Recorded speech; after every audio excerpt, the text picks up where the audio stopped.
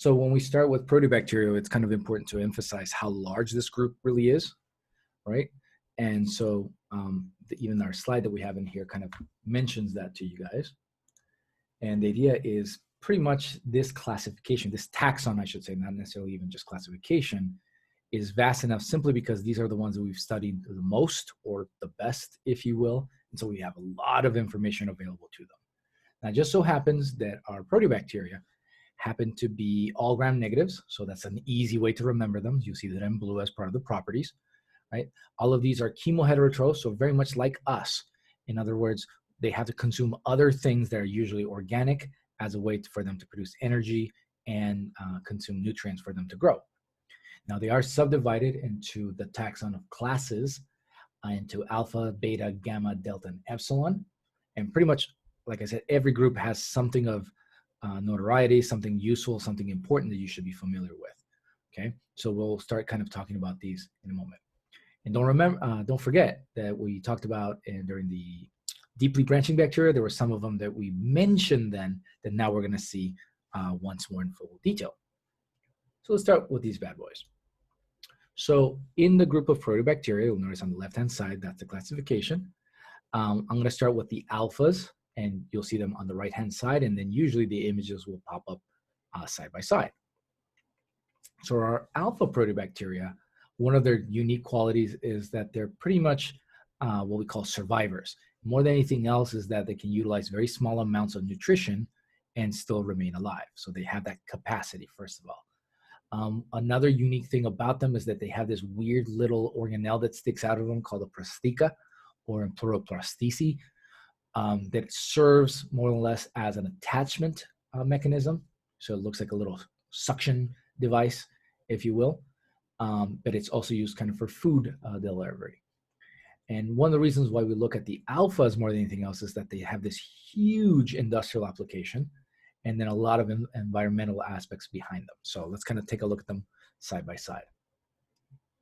So the first classification under the taxon of alpha Proteobacteria. So you'll notice that classification is just the green part, and the taxonomy is the alpha Proteobacteria in orange. Okay, so different things, taxon, classification, right?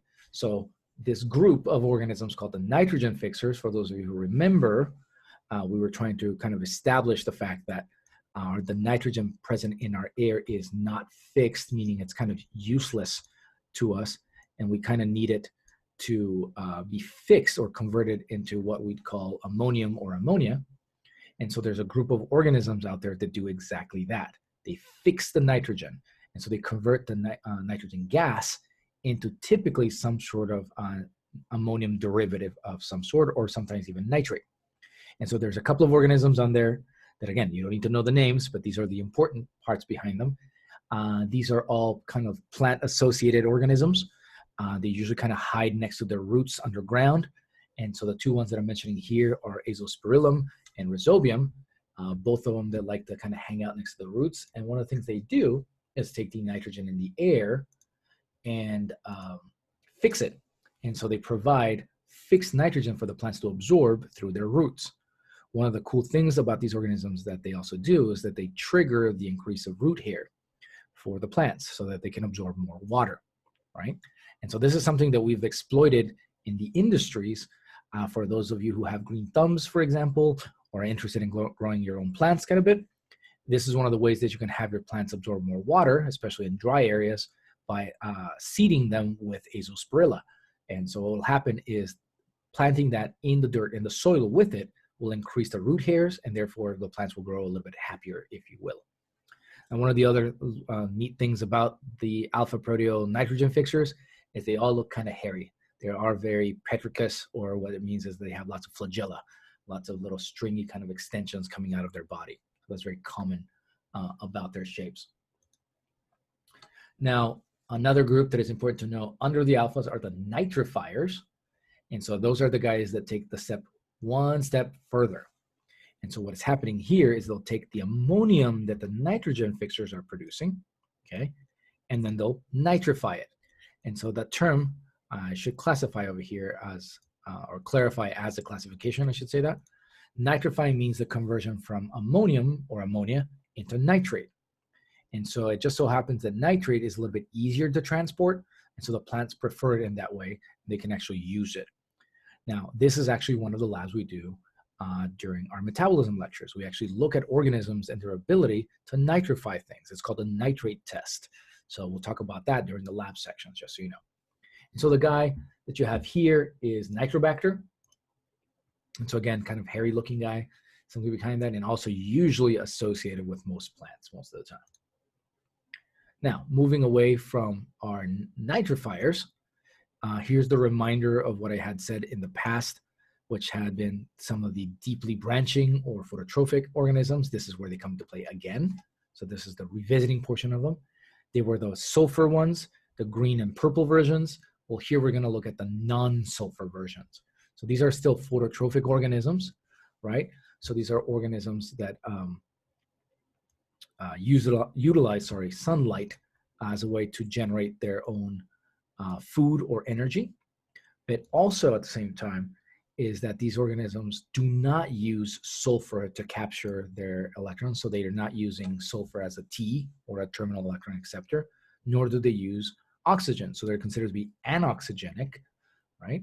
And they're also utilize other things like carbon sometimes, fluorine, all these kind of highly electronegative substances.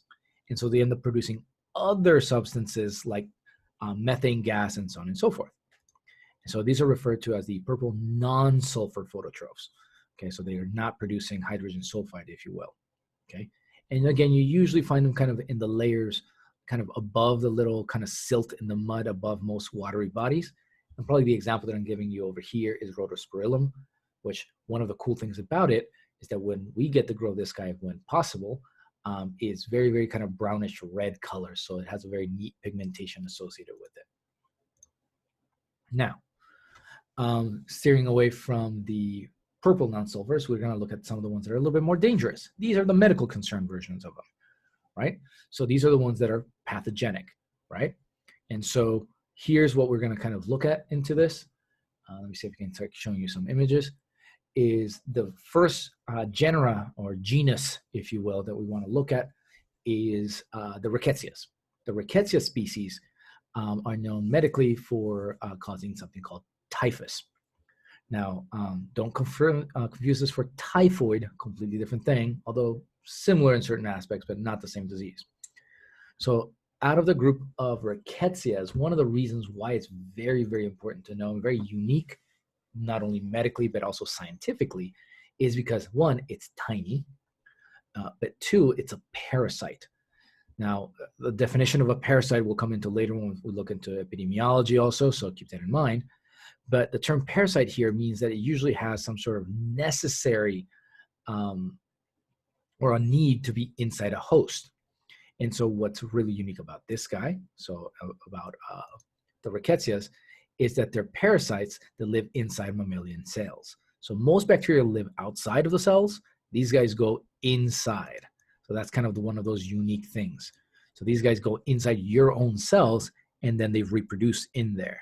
So they kind of very much like a virus, they kind of infect a cell and go inside of it, which is again, unique and different from most of the other ones we've discussed in the past. Okay. And the other unique thing is that it doesn't process glucose. It doesn't have the enzymes to do so like we do.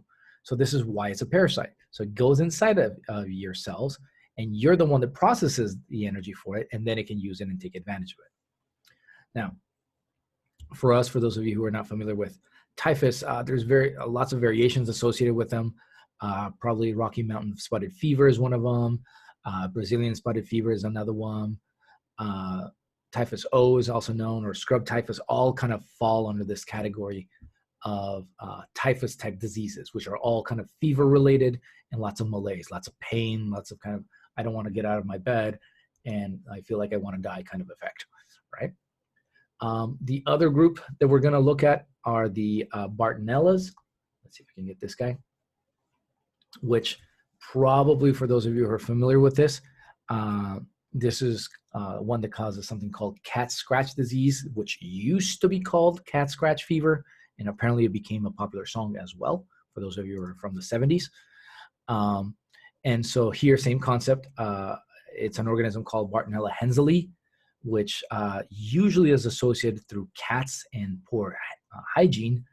And when they usually kind of scratch you, they transmit this bacterium called Bartonella Hensley, and it ends up causing swollen lymph nodes, usually close to the site where you got the scratch. So you get this kind of large swelling that we call lymphadenopathy associated with those scratches. And then that triggers the fevers and then that malaise that people don't kind of feel very well associated with it.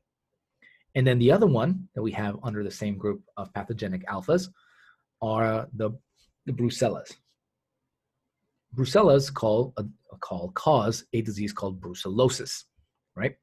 Which happens to be particular, again, another kind of fever-inducing one, lots of sweats, lots of malaise, but interestingly enough, also can cause kind of loss of appetite and some anorexias, and some kind of crazy headaches associated with people too. Let me see if we can get this image up over here too. Hang on. There that guy goes, okay? But one of the interesting things about Brucella is it happens to be one of those diseases that is commonly associated with people that have farms. Russella Hensley, not Russella Hensley, Russella Brucellosis, I should say, is commonly transmitted through things like cows and sheep and anybody that is kind of close to these kind of farm type industries. Now, what's crazy about this is that not only do you get the recurrent fevers of brucellosis, but what makes it even worse is that they're recurrent. So you get these waves of fevers. They basically come and go, they come and go, they come and go, which eventually starts hurting your joints, and you have these kind of temporary arthritis type of developments.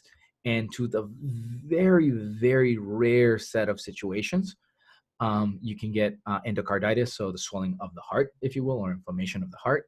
And then also to a very, very rare small population, in particular, it also ends up swelling the testicles and the scrotal areas. So there seems to be some pain associated with that as well. So playing with animals, as we're trying to emphasize here, your cats or your cows, bad idea. All right. So now let's move to the last little group of the alphas that are considered just under the other category here. And so these are organisms that are not quite fully defined into their classifications, but they do play some important roles. And one of them, I'm going to kind of give you a decent description. So in here, we have the acetobacters and the gluconobacters. Both of them, I usually kind of put them on the same side, simply because they're industrial producers. And so is Colobacter. So I'm going to show you kind of Acetobacter, whether it's prostica, that little tube sticking out. And what we found out about Acetobacter, Gluconobacter, and Colobacters is that they like to kind of stick together. And so we found out that that ability to do so is incredibly strong. And so scientists are now kind of using it as a way to derive glues. So we have an industrial application behind this guy. We're trying to look into ways to kind of producing organic glues or natural glues, if you will, instead of doing them synthetically. So we can grow lots of amounts of Colobacter. But Acetobacter, as its name implies almost, and Gluconobacter are also used in the synthesis of acetic acid or vinegars, for those of you who are familiar with it. And then ultimately from there, you can actually derive acetones or nail polish removers as well. So a lot of industrial impacts behind them. But now, the one that I really wanted to talk to you about is Agrobacterium. And so for this one, I don't really want you to necessarily take too much information from it, but it's a very, very important story in terms of our development to science. And so very early on, believe it or not, while I was in school, excuse me, we got to hear about this organism called Agrobacterium tumefaciens, which for those of you who've ever walked around any place with trees, basically, you'll notice that sometimes these trees have what look like little tumors. So at the stubs, at the places where they've been cut, instead of growing full-blown branches or fully developing into leaves or whatever it is, they end up having these kind of bunches of kind of overgrown cells off to the side that literally look like tumors, and they are. These are called galls. And so plant galls are pretty much tumors, and they're produced because of an overproduction of a plant hormone. And so that hormone kind of basically triggers this overgrowth of cells, which pretty much is the definition of cancer too, okay? But it's caused by possessing a very specific plasmid called plasmid T, basically spelled TI. And so Agrobacterium, when it infects plants, that plasmid T produces this hormone that now triggers the overgrowth of plant cells, basically causing plant cancer. So the connection here is simple. A bacterium triggers plant cancer. Here's the short story of that. Now, why is that important to us? It's that it wasn't just a bacterium that was causing it. It's the fact that inside that bacterium, it had a plasmid, that little extra chunk of circular DNA, that caused the overproduction of a hormone. In other words, it wasn't a direct just infection that caused cancer. There was a step in between. In other words, there was a specific chunk of DNA, a gene, or genes, I should say, that triggered this. And so that meant that scientists very early on decided to kind of isolate that plasmid and see if they could exploit it. And so very early on in my schooling, we started hearing about this. And so we were told that something very neat was going to happen. And the idea was that we were going to be able to transfer genes from one organism to another, what you guys now know as a genetically modified organism. Okay. Now, that's from the lab perspective as opposed to a natural perspective. So keep in mind that your dogs and your, broccoli are also genetically modified organisms. So, and so are you technically. So, but here somebody was able to take it in a lab and extract it from one plant and put into another. Now, what was done in the past was what I'm trying to show you here is that early on, the very first experiments, and I remember when this was published, is that we managed to make what we called a glow-in-the-dark plant. Now, why is that kind of critical? Why is that important? See, when you hear glow-in-the-dark plant, most people kind of get into this idea of, there's Frankenstein's monster kind of running around kind of thing. That's not really what this was about. What they've done, or what they did back then, which led to the revolution of what we have now, is that they transferred a firefly gene called luciferase. So the one that allows fireflies to glow, basically, was transferred onto the plants. And in this case, a tobacco plant, which is the plant that you're seeing right there. That's the actual publication image, okay? And so what happens is the entire plant, under certain conditions, could literally glow in the dark. Now, if you hear that, like I said, most people kind of panicked, and a lot of hate came from the planet, not only just from certain populations in the entire planet, on why would anybody want to do such a thing. But again, media versus actuality is a big difference. Here, the premise was very simple. One, people attacked the fact that it was a tobacco plant, and so automatically it is, all big tobacco is trying to take over and harm our children and make us smoke. Nothing could be further from the truth. For those of you who are not familiar, tobacco plants happen to be the most studied plants simply because they're easy to grow. And so laboratories get them for free or very cheaply, and they can manipulate them as needed to do research and science. So it is a common model organism. It's like saying we're going to work on mice or rats. So when we do it in the plant world, there's two big ones that we work with, tobacco plants and rice plants. But nobody heard that. They just assumed, we're trying to make your cigarettes glow in the dark or something like that, which again, a little bit kind of conspiratous and a little kind of crazy.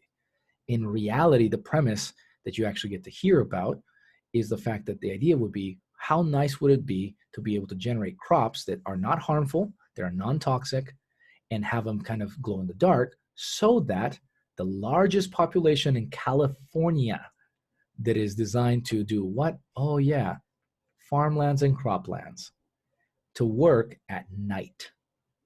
How much better would it be that people wouldn't be dying of heat stroke under the sun, farming for 12 or to 14 hours a day under the beating sun, so they can pick up your strawberries or your oranges or whatever it is you consume? That was where that premise came to be. The idea to generate plants that could be harvested at night. But that's not a story you hear. That's not where anybody goes. They just automatically assume that horrible things are going to happen because of this. Nothing could be further from the truth. Sadly, though, it was shut down. So thankfully, though, the research still does continue, and the ability to take plasmids and transfer genes into other crops have now led us to have more resistant crops, fruit, vegetables, that kind of thing. Anytime you go to your store, now we have, for example, vegetables that don't get damaged by frost. We have like tomatoes that are a little bit more resistant, a little bit more bouncy, so they don't get damaged when they're being boxed.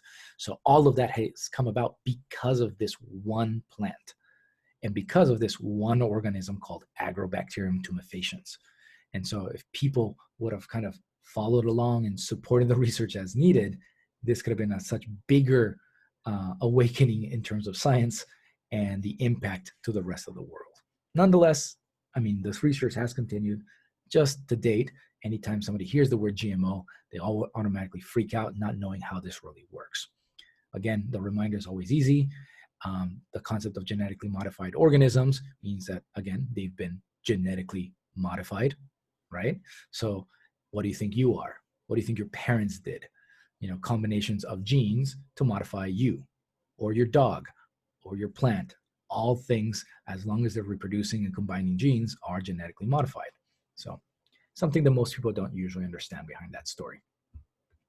All right, so Agrobacterium tumefaciens, part of our awesome group of alpha Proteobacteria, the very last one under the other group, right? Okay, so we'll leave the alphas and now we'll go into the betas, right? So again, another class under the alpha Proteobacteria, the Proteobacteria group. So now we're entering the betas, okay? So under the betas, we're only gonna look at, in particular, the pathogenic ones, the ones that kind of cause you harm, obviously, right? And there are a couple of genera, or genus, if you will, plural of genus, that are of medical concern. So here, probably the most infamous of them all is Neisseria. For those of you who are not familiar with that, its full name, the organism that you probably want to pay attention to, is Neisseria gonorrhoeae. So I'm sure you can figure out what that one causes, right? It's not that difficult to kind of postulate that one, right? And then we have Bordetella and then Burkholderia. So let's kind of look at all of these guys briefly. Now, just kind of jumping into these really fast, probably the more infamous of them all is Neisseria gonorrhoeae, which obviously causes gonorrhea, right? And so sexually transmitted infections, I'm not sure if I really want to expand too much behind that, but obviously this little diplococcus that you're seeing over there, this little two cells kind of side by side, clearly has a STI implication, but it also has a cutaneous infection. It can actually get worse, for example, for you if it gets onto your skin as well. So it can actually do some little damage in there. Now, Bordetella is really where the other one I want to go with, probably a little bit more importantly. That's the guy you're seeing right there. The reason why we see Bordetella is because of the disease that it causes. And Bordetella causes, as its name implies also, it's called Bordetella pertussis, causes something called pertussis. Now, why are we looking at pertussis more than anything else? Well, for those of you who just remembered a few slides back when I talked about this vaccine called DTaP, which the D stood for diphtheria, the P comes into play. And here's the other disease that we vaccinate for called pertussis. Now, for those of you who are not familiar with that, pertussis is also infamously known as whooping cough. And so here we have this wonderful little organism that gets typically into children, causing this very severe cough. And the issue there is because what it causes is this kind of lack of the ability to breathe. And so most children, more than anything else, kind of have this sensation of not being able to catch their breath. And so they kind of have this kind of sound that people call whooping, simply because they're trying to catch their breath more than anything else. The problem with this is that it can be fairly deadly. People can cough so much, even adults, that they break their own ribs. So this happening to a child, clearly far worse in terms of perspective. So a vaccine has been developed called, in this case, the pertussis vaccine. So the P in DTaP is what protects children from that one more than anything else. So two key vaccines from two key diseases that we should receive as children very, very early on. Now, we have found out recently that these vaccines also have some tendencies of weakening over time, so you can get boosters. And that's where the Tdap vaccine comes into play. So the DTaP is the first one, Tdap is the second one. All right, so moving on from those diseases, we're going to enter our group of gammas. And so this falls within the group of the biggest group within the biggest group. So the gamma proteobacteria is the largest ones that we're familiar with and the largest ones that we've studied. And so here we enter the other set of, deeply branching or phototrophic bacteria that we had talked about before. And so these are the purple sulfur versions. So these are the ones that do use sulfur and produce hydrogen sulfide from them, and they put their granules inside, so therefore they change color, so they're more purple than green.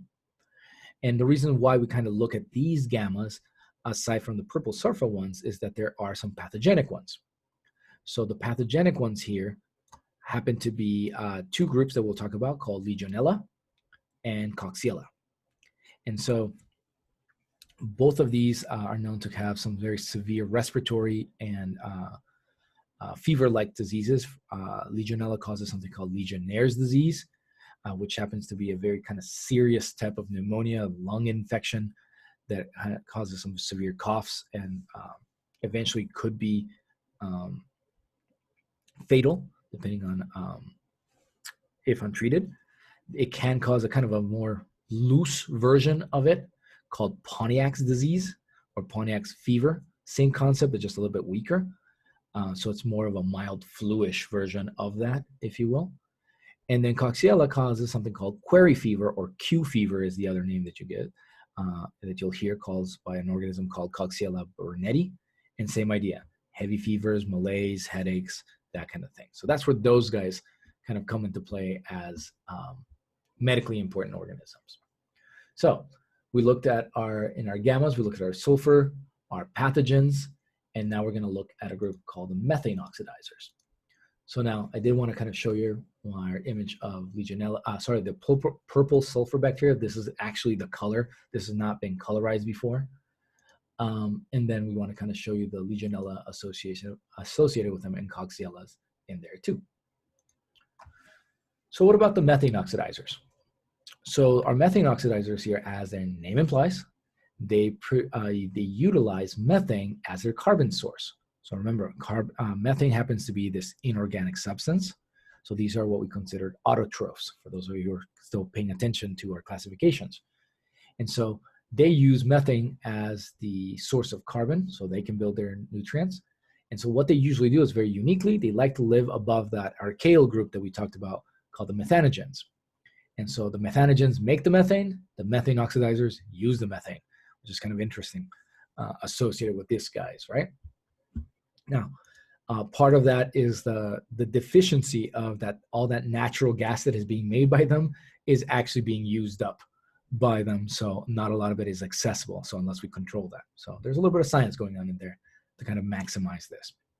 And that's about it. So those are kind of the highlights of the methane oxidizers. Now, the next one that we're going to address here takes a little bit of an explanation ahead of this. And the reason behind this is the name. So the name that you're seeing in there stands for Embden-Meyerhof. And what it really means here is that these are the scientists associated with this pathway. And actually it's called the Embden-Meyerhof-Parnaf pathway, actually. And what it's representing is glycolysis. That's really the name. But there are variations in glycolysis, especially for those of you who have learned glycolysis in a previous biology class or in AMP. It's not as simple as it sounds. There's variations behind them in which you can actually include extra substrates or manipulate them into other paths. So those variations get different names, not just glycolysis. And so there's a group of them called the Embden-Meyerhof groups, or also known as the pentose phosphate pathway ones, or triple P, that are medically or industrially important also. And then lastly, we'll look at the pseudomonads. So in this group that we're going to be looking at, our triple P pathway and our Embden-Meyerhof versions of them, it's a fairly large group. So a large group within a large group within a large group. Think about it that way. And so rather than kind of giving you slide after slide after slide of information, your textbook did do a really good job of kind of summarizing a lot of this material. And so here we have under our gamma proteobacteria, under our specific group of Ender-Meyerhof organisms, a nice little table summarizing all these organisms that have almost one unique property. Most of them have some sort of enteric effect. In other words, they have a tendency of causing gastrointestinal distress. Virtually almost all of them do that. So the largest group of the largest group of the largest group are the Enterobacteriaceae. So these are all your enteric bacteria, all your intestinal bacteria, right?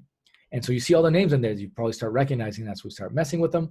So we have E. coli or Escherichia in there. We have Enterobacter, Serratia, Salmonella, Proteus, and so on and so forth. All these guys that we get to know in the labs, virtually either they have some sort of microbiome effect, they're living inside your gut, or they cause some sort of microbiome distress, basically competing with your gut and causing severe diarrhea and loss of fluids. So those are your classic kind of food poisoning versions of them.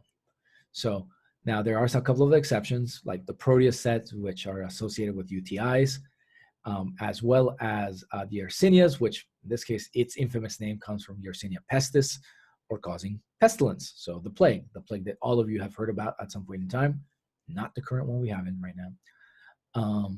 That's the guy that causes it. All fall under this enteric group, right? And then we also have another one that is of far more gastrointestinal distress kind of importance, are the Vibrios. So the Vibrionaceae is a family of organisms in which they have one unique guy that is important in the world, is Vibrio cholera, which causes cholera. So Vibrio cholera, in this case, is that one organism that kind of likes to poke holes inside your intestine and that you leak out. And usually, without being diagnosed early, it kills you. You lose so much fluid so fast that within 3 to 4 days, you're probably dead. So we continuously have outbreaks of cholera all over the world, but typically as a result of poor hygiene or poor access to clean water more than anything else. So this is usually one of those kind of reminders, if not kind of warnings that people get when they travel of don't drink the water kind of concept. Typically it's because of this. And then the last one that is still under this wonderful group of Embden-Meyerhof gammas are the Pastorellas. The Pasteurelliaceae represent one specific organism that is really important for us, is Haemophilus influenzae, which in this case, yes, the one that you've heard as Haemophilus influenza, not the flu, keep that in mind, it's just an influenza type bacterium that can cause meningitis, so the swelling of the meninges in the brain of children and typically killing them. So lots and lots of good stuff associated with the pathogenic versions of these guys. So that's where we leave those gammas. And then the last little group of the gammas are the Pseudomonads, or known as the specific genus that we'll highlight really quick, is Pseudomonas. And Pseudomonas is associated with two big things. In this case are food poisoning, which is usually also part of the gastrointestinal distress group, or urinary tract infections. So pseudomonal infections are also a common reason to go see the doctor, believe it or not. And then the last group that we have in here under the Pseudomonads also are what we call the non-plant nitrogen fixers.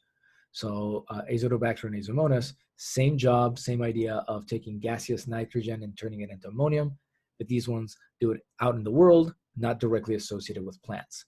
Hence the term non-plant associated with that. Okay, so now jumping off from our gammas into our deltas. And so in our delta group, this is the tiniest group of the largest group. And in particular, we have 3 different organisms or 3 different representatives that all happen to have a unique benefit or environmental impact or pathogenic one. And so here, probably one of the more common ones that is known simply because it oxidizes sulfur is known as the disulfovibrios. The term vibrio has to do with its shape. Remember, we have a shape called vibrio, for those of you who remember that, right? But our disulfos, sorry, I should say that correctly, will take the sulfur, turn it into hydrogen sulfide, but then they can actually compound it and make iron sulfide. And so this has an industrial aspect behind not only oxidizing iron, but also for harvesting sulfur all on itself. Not very big, but the big one that really you want to probably start worrying about is the Delovibrio.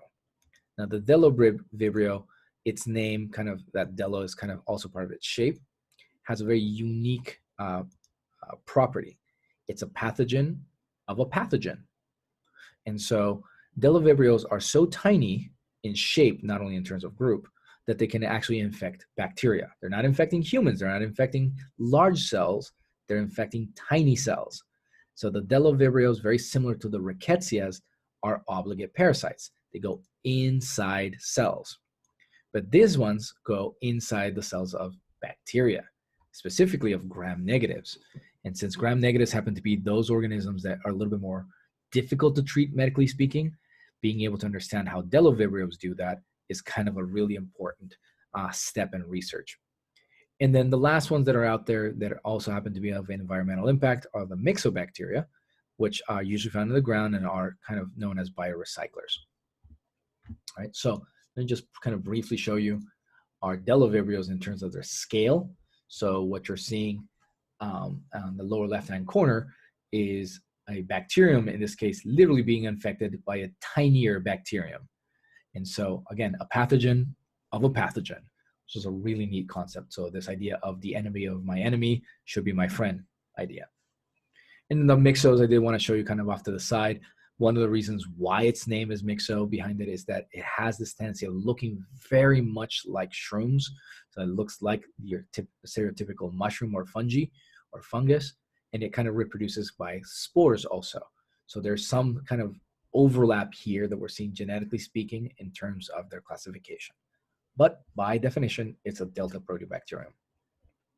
All right, so that's our deltas. So let's go to our last group of proteos, which are our epsilons. So the last of our groups of proteobacteria that we're going to be looking at today, right? So under the epsilons, these also come in all sorts of shapes. So nothing to kind of pin in terms of they're only rods or only something things, but specifically the ones you want to know are the representatives are Campylobacter and Helicobacter. Now, probably one of the names will resound a little bit more while I kind of show you pretty pictures. Campylobacter, the one that you're seeing on the left-hand side, has this kind of spirochete shape that you're seeing in there, and is usually associated with sepsis and blood poisoning as a complication from food poisoning.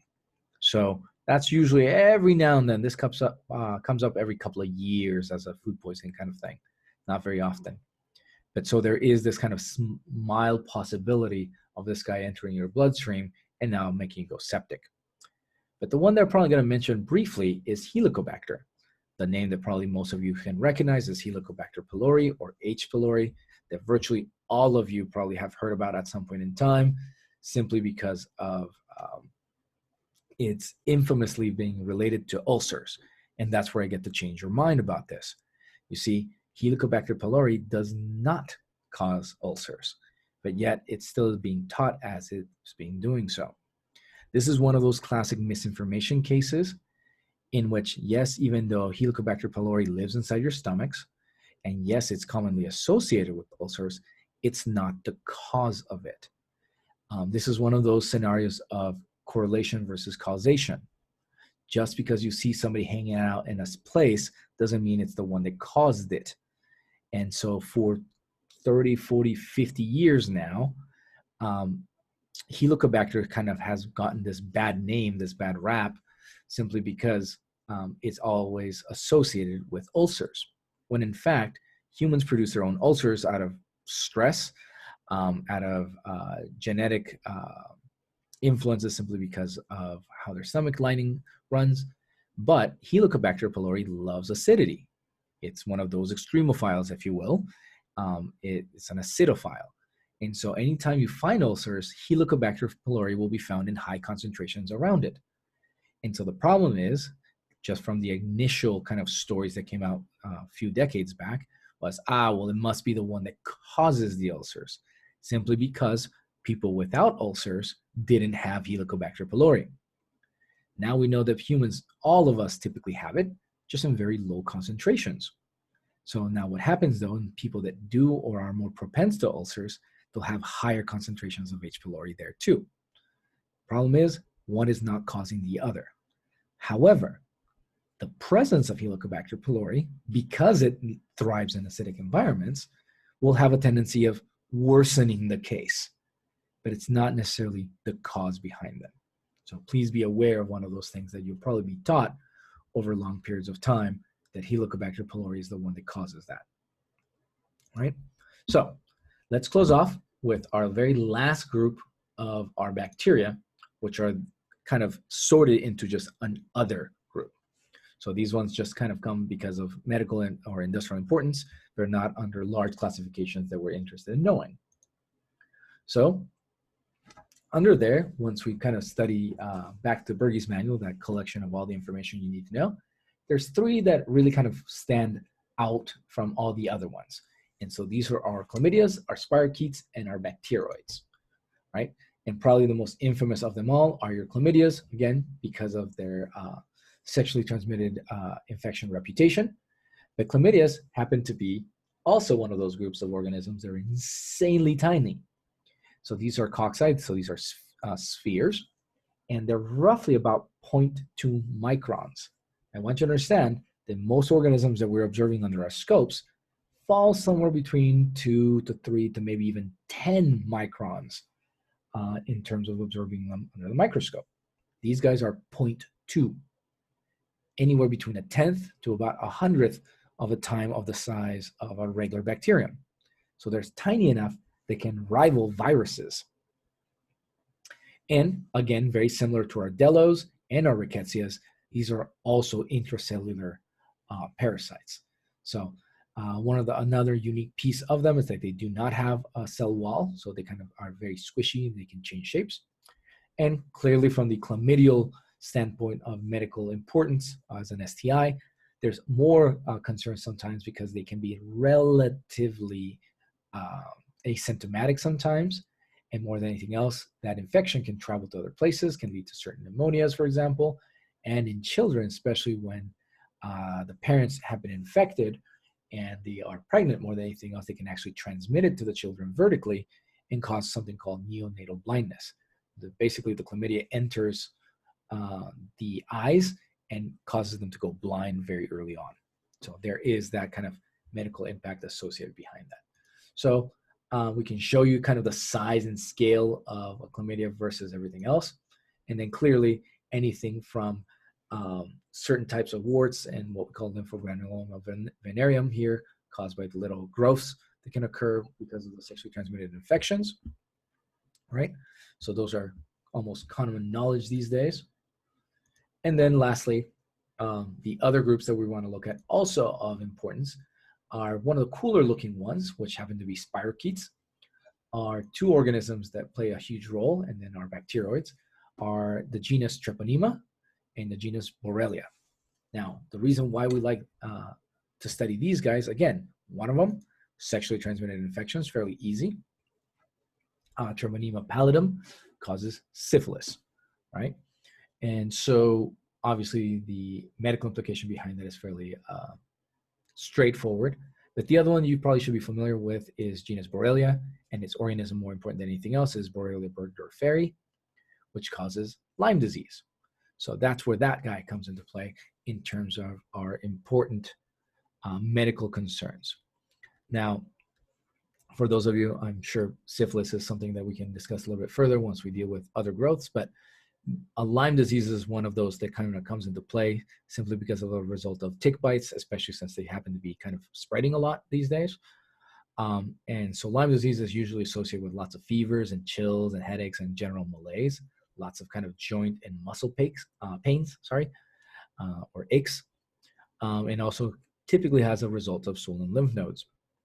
But what's interesting about it is it causes this very interesting kind of rash that develops over the skin called erythema migrans, or EM, we usually abbreviate it. And so it usually begins at the site of the tick bite, and just after a couple of days, you start seeing these rings that start kind of forming outside of it, which is usually what you see on most media, the rings that people see from Lyme disease.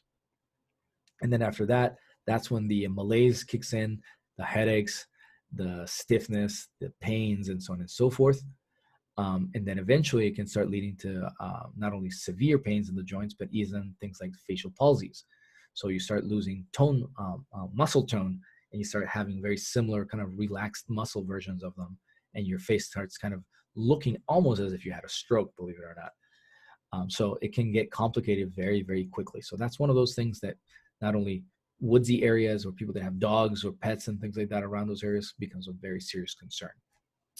And then the last one, like I said, are the bacterioids, which the only reason why I have those is cool shape, very kind of almost perfectly kind of oblong rod and shape behind them. But they're because they're part of the tracts of most digestive animals. So this is one of those ideas behind breaking down complex sugars. And so these very, very long chains of sugars, which you guys know as cellulose and starch and everything else, these are the bacteria that break it down. And so when people have asked questions like, well, how do termites break down wood, or how's it that certain ruminants like cows and goats and things like that eat grass and get their energy out of it, it's not them, it's these guys. It's these guys are the ones that are inside the digestive tracts of these animals, and these are the ones that are able to catabolize or break down those sugars and provide them with energy, albeit at a very slow and very costly process, mind you. So it's not a very efficient system. So that's where the bacteria is kind of come into usefulness. So this is where we kind of want to end the topic of our bacteria, so that group. And so the next topic we'll enter will be our protozoans, and specifically our protists and our pathogens there.